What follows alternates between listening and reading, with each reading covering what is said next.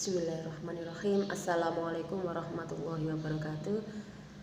Selamat siang anak-anak. Alhamdulillah kita bisa ketemu atau bertatap muka di sini meskipun cuma dalam bentuk video.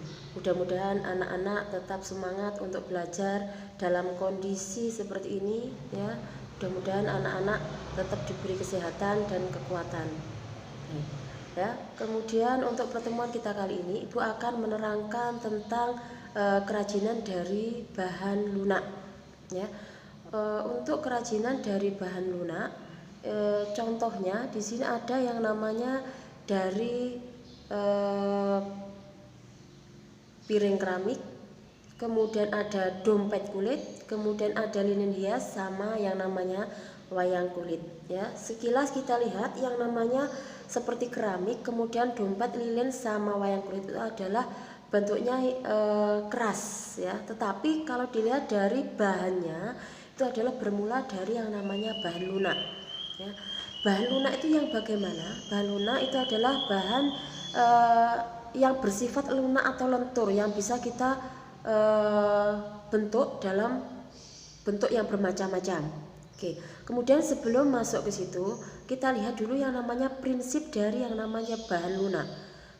Prinsip dari bahan lunak itu apa saja? Coba kita lihat, kalian buka LKS-mu ya, dari ini prakarya kelas 8. Oke, baik, kita mulai.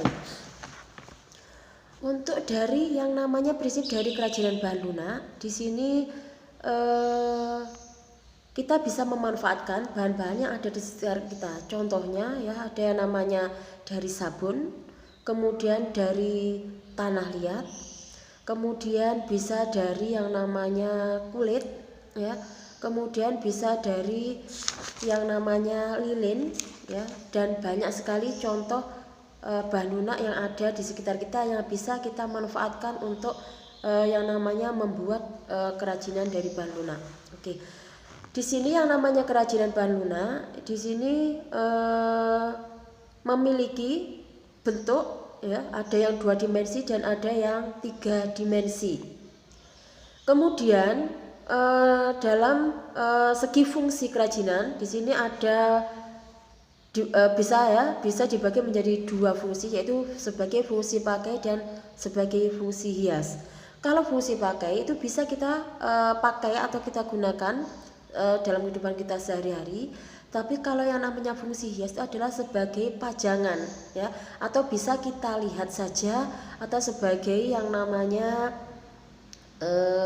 pajangan ya, pajangan atau ya yang bisa kita lihat gitu. Kemudian ya kerajinan bahan lunak yang Ibu sebutkan tadi ada yang berasal dari alam dan ada yang berasal dari buatan ya.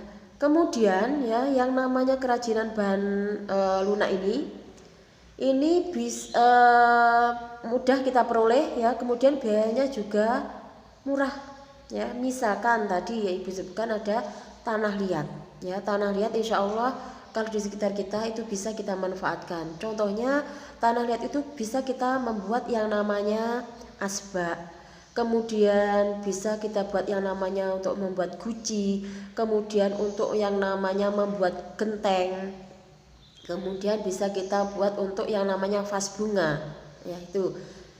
Kemudian ya yang namanya bahan lunak itu secara umum itu dibedakan menurut manfaatnya. Yang pertama itu adalah sebagai yang namanya kelengkapan busana.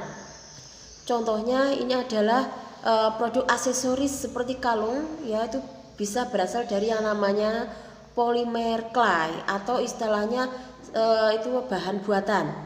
Kemudian yang kedua itu adalah sebagai kelengkapan suatu benda. Misalkan ya, di sini difungsikan contohnya gantungan kunci yang dibuat dari yang namanya fiberglass ya, misalkan seperti ini. Tuh. Kemudian kelengkapan rumah atau bangunan. Di sini misalkan ya kalian membuat yang namanya patung kuda atau istilahnya membuat yang namanya patung katak kemudian ada patung singa yang kita tempatkan ada di depan rumah, itu adalah sebagai yang namanya kelengkapan rumah atau bangunan. Oke. Kemudian yang keempat itu adalah sebagai kelengkapan ritual atau upacara adat. Ya, di sini misalkan ini ada tari lilin, ya, yang memanfaatkan lilin itu adalah sebagai ritual untuk adat-adat tertentu. Itu adalah manfaat bahan lunak menurut manfaatnya. Oke, itu. Kemudian ya, yang namanya prinsip dari kerajinan bahan lunak ini bisa memanfaatkan yang namanya prinsip 3R, yaitu prinsip reduce, reuse sama recycle. Apa itu reduce, reuse sama recycle? Coba kita lihat dulu di kelas 7 kita sudah membahas yang namanya prinsip ada reduce, ada reuse, ada yang namanya recycle. Ya, di mana biasa yang kita gunakan adalah prinsip recycle. Di sini adalah mendaur ulang limbah keras atau limbah, ya, limbah bahan lunak maksud Ibu, ya, menjadi karya kerajinan tangan yang bisa kita manfaatkan. Nah, itu mungkin untuk pertemuan kita kali ini kita coba sekian. Insya Allah minggu depan kita akan lanjutkan dengan yang namanya jenis dan karakteristik dari kerajinan bahan lunak.